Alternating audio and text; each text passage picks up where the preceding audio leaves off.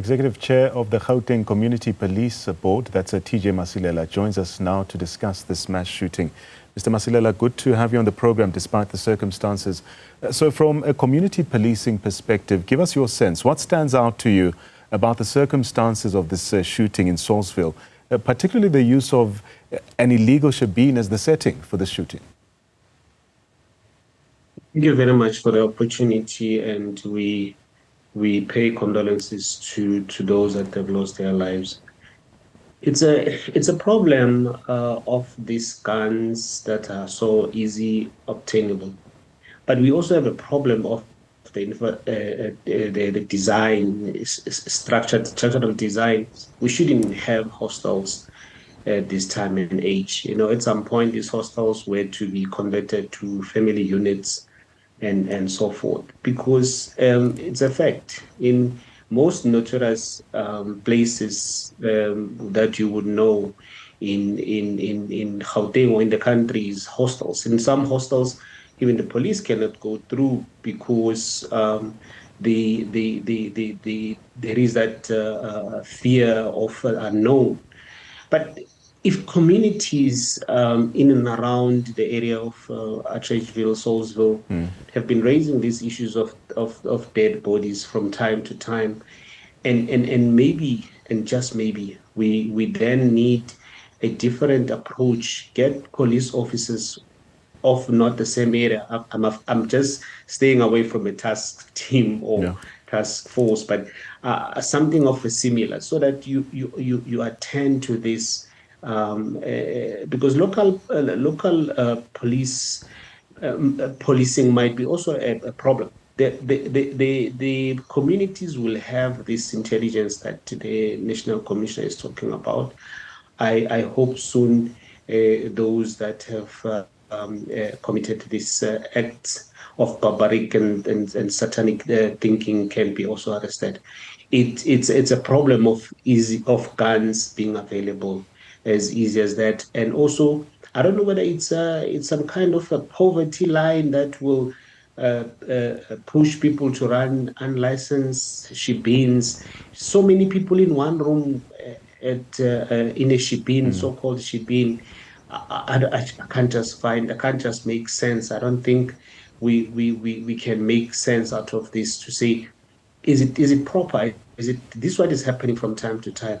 We are all worried, because these mass shootings at some point they were at the height, but we know it has come down for some time now. Now it's starting again. It's the festive season, but I cannot believe that just for drinking you would go to that level. So the structural design, the design of the hostels, or to have hostels in the first place, is also a problem, and we need to push to get rid of this.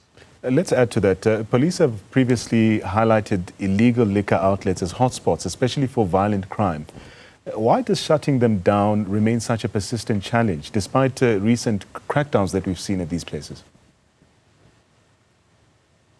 I guess the fines and the penalties are not that effective, because you close down this weekend, possible another one will open next week. I just heard unofficially that there's actually now 14 people, but that's still to be verified, because apparently one of the victims was in hospital, has also passed on. But I don't know whether these operations are done. Are we proactive or are we reactive? And having said that, we then talk to: are we having enough liquor officers, liquor inspectors, What is the manufacturer's role in this? I know some manufacturers will go to the extent of assisting with the monitoring and responsible drinking and responsible trading, but they can't enforce the law, because the law stays with the law enforcement.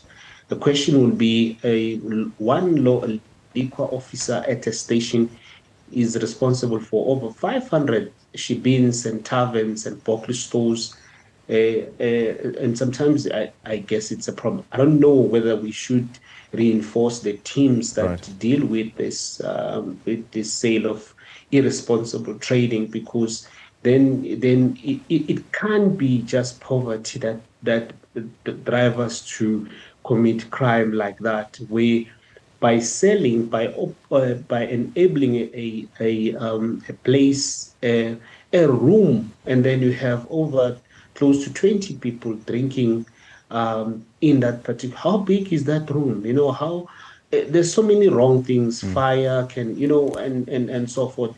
It's a warning fact that we are basically kidnapping ourselves and putting ourselves in a situation where the it's so easy of undesirable actions can happen.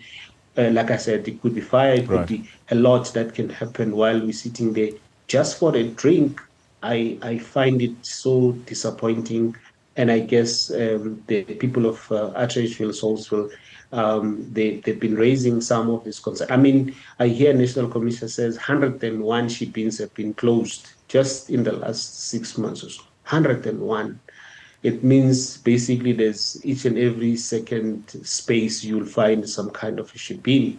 And most of shippings, obviously, they are not licensed. And are we having enough law enforcement to be able to deal with this? Or do we need a community intelligence or community force multiplier to assist us with this, or safety ambassadors that can also assist with gathering of this intelligence and information, so that it then, but it cannot be dealt only by the station. That I don't think it will work, because possible the liquor officer will have 3 or 4 or 5 members, and you have to deal with such a big number, and they happen, they mushroom, especially this time of the year. You'll have a lot of these shebeens and unlicensed taverns trading into until possible towards the end of January. Yeah. I don't honestly believe that it's just poverty driven. I think it's also driven by irresponsibility of both the consumers, and obviously the sellers or the shipping owners. Right. So you spoke about intelligence gathering efforts as well. And this comes at a time where police are also trying to track down about 3 suspects who may be linked to this shooting. But the community often fears coming forward with information that could help maybe find a success in investigations. But what needs to change to really build a trust between residents and law enforcement structures, especially in our townships? You need to rotate. I know people will might see that, but that's a feel that one is getting when talking to people on the ground. You need to rotate police or law enforcement. The premier with the province, with the districts and the metros have signed a working agreement where the police, whether it's the municipal police, especially with the bylaws, or the SAPS will work in any part of this province without a permission that is required. Because of this memorandum, we signed this working relations where the municipal police, the law enforcement will move from one metro and exchange each other. JMPD going to, with SAPS Gauteng going to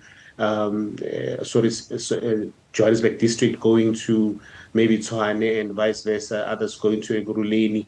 You need to change that, because the trust is not is at the lowest in terms of community trusting. You give information, you disappear. So that cooperation agreement, or those cooperation agreements that were signed, they should be put into practice. And I've seen some of them during the Operation Chanela and in some areas and so forth, where you would actually see different units coming from different districts and obviously exchanging, because people get too comfortable in their areas, and sometimes they are also part of the problem. So sometimes you need to move and see whether there can be some results.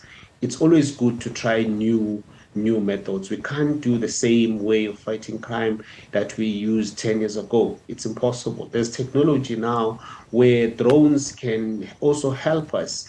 You know, instead of people coming into the hostel, you should be having sending a drone, launch a drone that can gather this information, and obviously, it's just that I have a feeling that our law enforcement, to some extent, I don't know whether they are afraid of the technology or they are afraid of the change in terms of fighting crime, because there is no way on earth with the numbers that you have you can cover so much. But when you allow the numbers, also including the reservists, you know, there's also a problem of the reservists.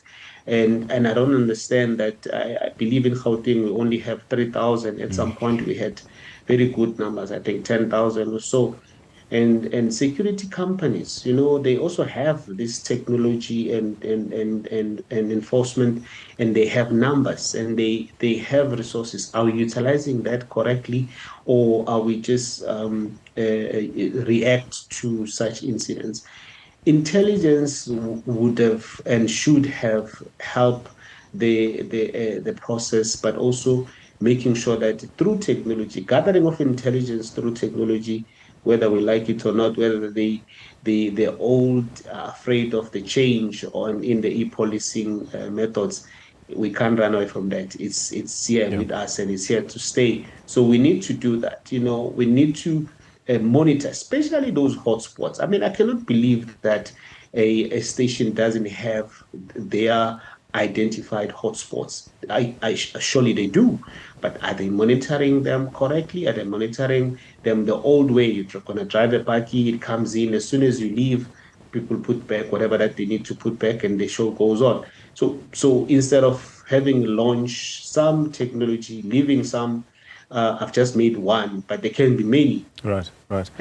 Which can be used to monitor. We can't keep on using the old way of doing things. Somewhere it must turn. It's just not proper. I don't know whether we are afraid to speak about this, but many of the communities have raised these things. In some instances, we have raised this in all platforms that we have, including the Premier of Gauteng, who is I think a champion of technology in fighting crime.